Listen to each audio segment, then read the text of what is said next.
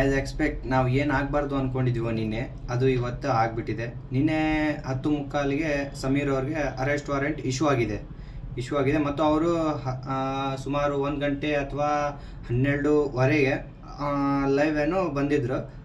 ಅದರಲ್ಲಿ ಅವರು ಹೇಳ್ಕೊಂಡಿರೋ ಪ್ರಕಾರ ಮತ್ತು ಅಲ್ಲಿ ಅವ್ರ ಜೊತೆ ಇದ್ದಂಥ ಗಿರೀಶ್ ಮುಟ್ಟಣ್ಣನವರು ಕೂಡ ಅವ್ರ ಜೊತೆ ಇದ್ದು ಅವ್ರನ್ನ ಒಂದು ಸ್ವಲ್ಪ ಧೈರ್ಯ ತುಂಬಿದ್ದಾರೆ ಮತ್ತು ಧೈರ್ಯದ ಮಾತನ್ನು ಆಡಿ ಅವ್ರನ್ನ ಸ್ವಲ್ಪ ಸಮಾಧಾನ ಮಾಡಿದ್ದಾರೆ. ನಿನ್ನೆ ಬಂದಂಥ ಪೊಲೀಸು ಬಳ್ಳಾರಿ ಅವರಾಗಿದ್ದರು. ಅವರು ಆ್ಯಸ್ ಎಕ್ಸ್ಪ್ರೆಸ್ ಅವರು ಸಮೀರ್ ಅವ್ರಿಗೆ ಅರೆಸ್ಟ್ ವಾರೆಂಟ್ ಇಶ್ಯೂ ಮಾಡಿದ್ಬಿಟ್ಲೇ ಅವ್ರನ್ನ ನಾನು ಕಸ್ಟಡಿಗೆ ತೊಗೊಂಡು ಹೋಗ್ಬೇಕು ಅಂತ ಭಾಳ ಕೇಳಿದ್ರಂತೆ. ಮತ್ತು ಅವರು ಗಿರೀಶ್ ಮುಟ್ಟಣ್ಣವರು ಹೇಳಿ, ಇಲ್ಲ ನಾನು ಅವ್ರನ್ನ ಕರ್ಕೊಂಬರೋದು ನಮ್ಮ ಜವಾಬ್ದಾರಿ, ನಾವು ಅವ್ರನ್ನ ಕಳಿಸ್ತೀವಿ, ನಾವು ಕೋರ್ಟಿಗೆ ಏನು ಸಬ್ಮಿಟ್ ಮಾಡಬೇಕು ಎಲ್ಲ ಸಬ್ಮಿಟ್ ಮಾಡ್ತೀವಿ, ನಾವು ಕಾನೂನನ್ನು ಮೀರೋಲ್ಲ, ಕಾನೂನನ್ನು ಮೀರಿ ಏನು ಮಾಡೋಲ್ಲ, ಅವ್ರನ್ನ ನಾವೇನೈತಿ ಕಸ್ಟಡಿ ನಾವು ತನಿಖೆಗೆ ಕಳಿಸ್ತೀವಿ, ನಿಮ್ಮ ಹತ್ರ ಅದನ್ನು ನಮಗೆ ಬಿಡಿ ನಾವು ಕಳಿಸ್ತೀವಿ ಅಂತ ಅವ್ರನ್ನ ಹೇಳಿ ಕಳಿಸಿದ್ದಾರೆ. ಮತ್ತು ನಿನ್ನೆ ರಾತ್ರಿ ಅವರು ಮಾಡಿರತಕ್ಕಂಥ ವಿಡಿಯೋನ ನೀವು ನೋಡಿರ್ಬೋದು.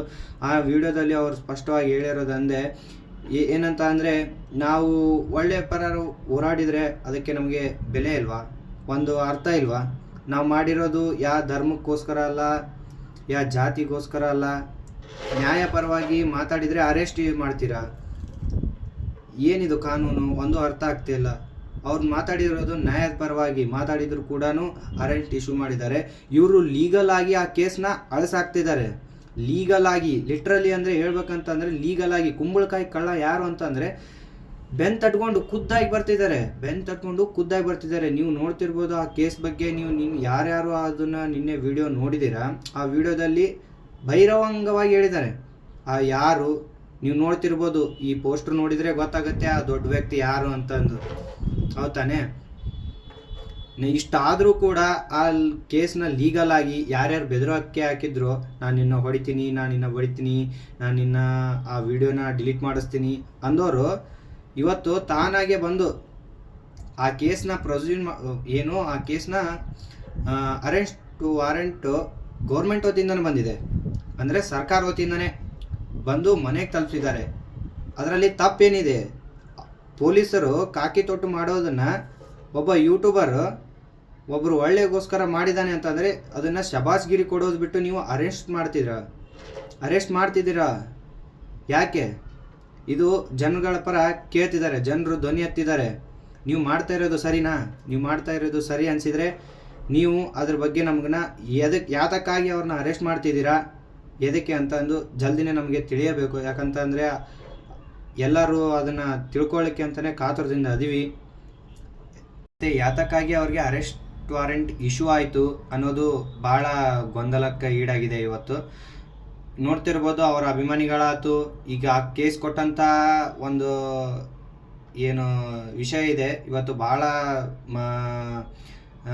ಈ ಕರ್ನಾಟಕ ಜನರಿಗಾಯ್ತು ಎಲ್ಲರಿಗಾಯ್ತು ಅದನ್ನು ಒಂದು ಸೆನ್ಸೇಷನ್ ಕ್ರಿಯೇಟ್ ಮಾಡಿದೆ. ಇವತ್ತು ನೀವು ಎಲ್ಲ ಕಡೆ ನೋಡ್ತಾ ಇರ್ಬೋದು, ಆ ಅರೆಸ್ಟ್ ವಾರೆಂಟ್ ಯಾತಕ್ಕೆ ಬಂತು, ಅವ್ರು ಮಾಡಿರೋ ತಪ್ಪ, ಅವ್ರು ಮಾಡಿದ ಸರಿನಾ ಅನ್ನೋದಕ್ಕೋಸ್ಕರ ಇವತ್ತು ಎಲ್ಲರೂ ಅದನ್ನು ಪ್ರಶ್ನೆ ಮಾಡ್ತಿದ್ದಾರೆ. ಆ ಪ್ರಶ್ನೆಗೆ ಜಲ್ದಿ ಬೇಗನೆ ಉತ್ತರ ಬೇಕು. ಮತ್ತು ಈ ಒಂದಿಷ್ಟು ಜನಗಳಿದ್ದಾರೆ, ಅದು ಅವ್ರಿಗೆ ಹೇಳ್ತಾ ಇದ್ದೀನಿ, ಅವರು ಯಾವುದೇ ಧರ್ಮದ ಬಗ್ಗೆ ಮಾತಾಡಿಲ್ಲ, ಜಾತಿ ಬಗ್ಗೆ ಮಾತಾಡಿಲ್ಲ.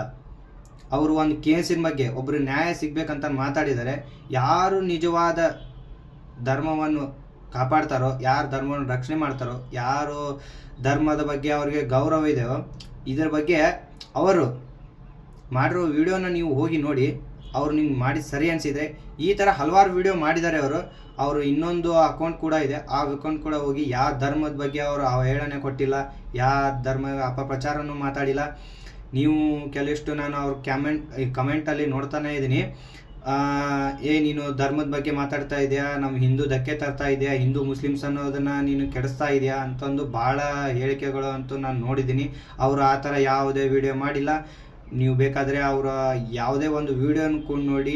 ಅವರು ಇಷ್ಟಪಡುವಂಥ ದೇವರು ಕೂಡ ಹಿಂದೂನೇ, ಮತ್ತು ಅವರು ಮುಸ್ಲಿಮ್ಸ್ ಆಗಿದ್ದರೂ ಕೂಡ ಅವ್ರು ಇಷ್ಟಪಡ್ತಾ ಇರೋ ದೈವ ಮತ್ತು ದೇವರು ಕೂಡ ಹಿಂದೂದೇ ಆಗಿದೆ. ನೋಡಿ ಮಾತಾಡಿ. ಇಷ್ಟು ಹೇಳೋಕ್ಕೆ ಇಷ್ಟಪಡ್ತೀನಿ.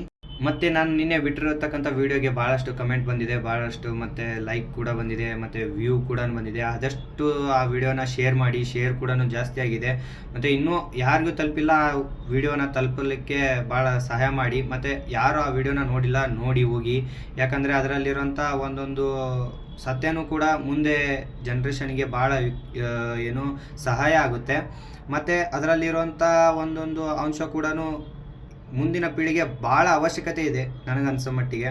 ಯಾಕಂತ ಅಂದರೆ ಅದರಲ್ಲಿರುವಂಥ ಒಂದು ಸತ್ಯ ಏನಂತಂದರೆ, ಈ ಮುಂದೆ ಬರೋಂಥ ಜನ್ರೇಷನು ಅಕ್ಕಂಗಿರಾಗ್ಬೋದು, ನಾವು ನಮಗಾಗಿರೋ ಒಂದು ಮಕ್ಕಳೇ ಆಗಿರ್ಬೋದು, ಮತ್ತು ನಿಮ್ಮ ಹೆಂಡತಿಗೂ ಆಗ್ಬೋದು ಆ ಥರ ರೇಪ್ ಕೇಸ್ಗಳಾಗಿರ್ಬೋದು, ಇನ್ನಿತರ ಯಾವುದೇ ಅತ್ಯಾಚಾರಗಳಾಗಲಿ ಅದನ್ನು ತಡೆಗಟ್ಟಬೇಕಂತ ಅವರು ಒಂದು ಧ್ವನಿ ಎತ್ತಿದ್ದಾರೆ. ಆ ಧ್ವನಿ ಎತ್ತಿದ್ದನ್ನು ನೀವು ಸಹಾಯ ಮಾಡಿ. ಮತ್ತು ಇನ್ನೊಂದು ಏನಂತ ಅಂದರೆ, ಅವರಿಗೆ ಒಂದು ಆ್ಯಸ್ ಅ ಕರ್ನಾಟಕ ಪೀಪಲ್ಸ್ ಅಂದರೆ ಕರ್ನಾಟಕ ಜನರಾಗಿ ನಾವು ಕನ್ನಡಿಗರಾಗಿ ಒಗ್ಗಟ್ಟಾಗಿದ್ದು ಮತ್ತು ಅವರು ಸಹಾಯ ಮಾಡಿದರೆ ಇನ್ನೂ ನಮ್ಗೆ ಆ ಕೇಸಿಗೆ ಮತ್ತು ಹಿಂದೆ ಆಗಿರುವಂಥ ಎಲ್ಲ ಕೇಸಿಗೂ ಒಂದು ನ್ಯಾಯ ಸಿಗುತ್ತೆ ಅನ್ನೋದು ಕಾರಣದಿಂದ ನಾನು ಒಂದು ಈ ವಿಡಿಯೋ ಮಾಡಿದ್ದೀನಿ.